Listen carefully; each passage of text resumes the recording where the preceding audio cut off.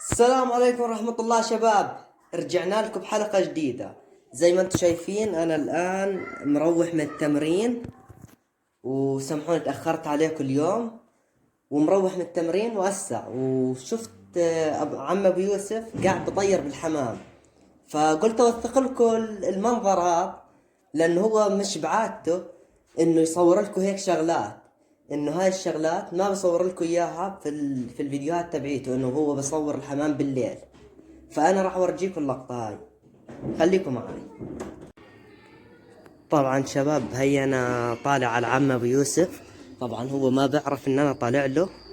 بدنا نشوف شو ردة فعله او هو شو قاعد بيسوي اصلا. وين هو؟ هيا. ايه.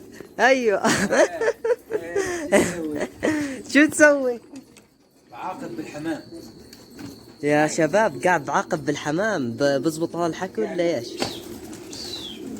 كش طيرين جداد.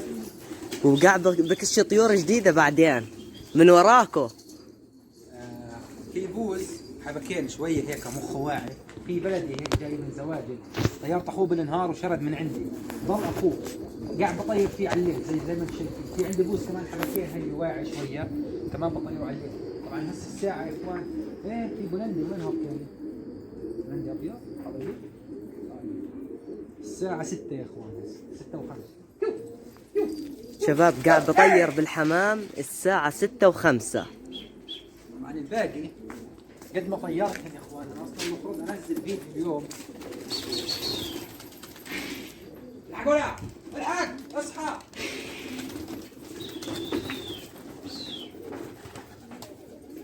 البوز هذا يا اخوان قد ما طيرته اليوم هلك، بس كيف انا بطير على الليل. فيهم الطير هذا الزاجل شويه واعي، يعني ما فيش معه مزح.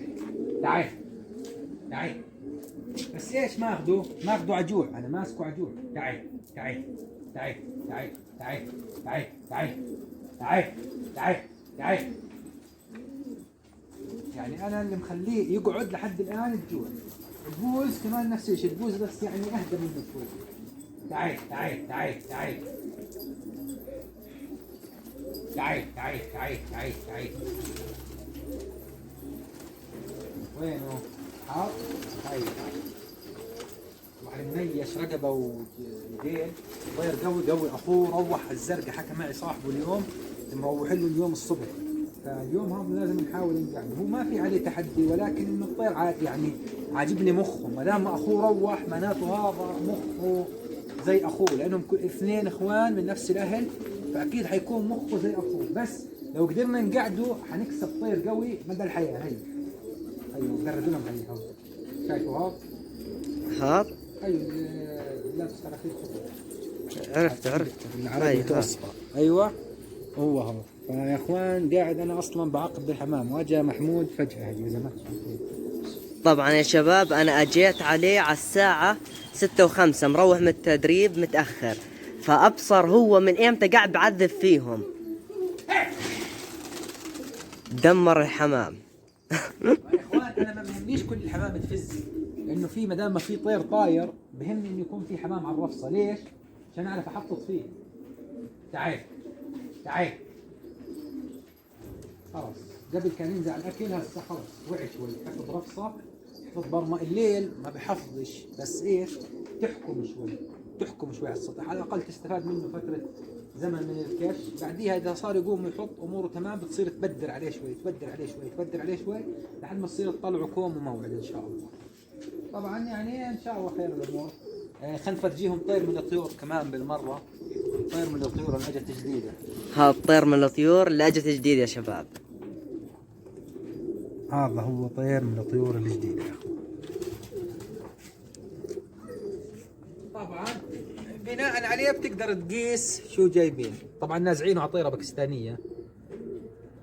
هذا الاحمر جديد يا اخوان. على نفس النمط امشوا عادي واحذروا شو الطيور الجديدة. خلاص فوت طعم الحمام بس محمود كمشة لكل شيء. ماشي. تعال نشوف الجواز اللي بدها توكل.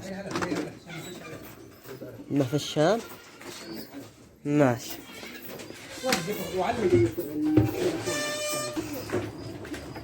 طبعا يا شباب هي انا عبيت علبة ذراي، وراح احط عند كل الاجواز، بس مش راح احط لهم كثير زي ما حكى عم ابو يوسف. خلينا نشوف شو راح يصير.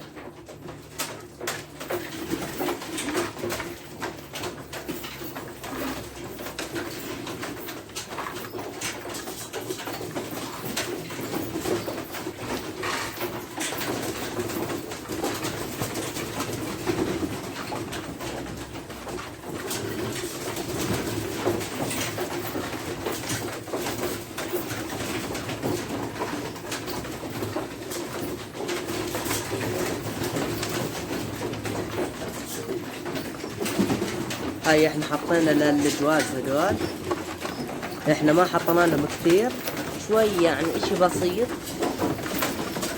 شوف اللهان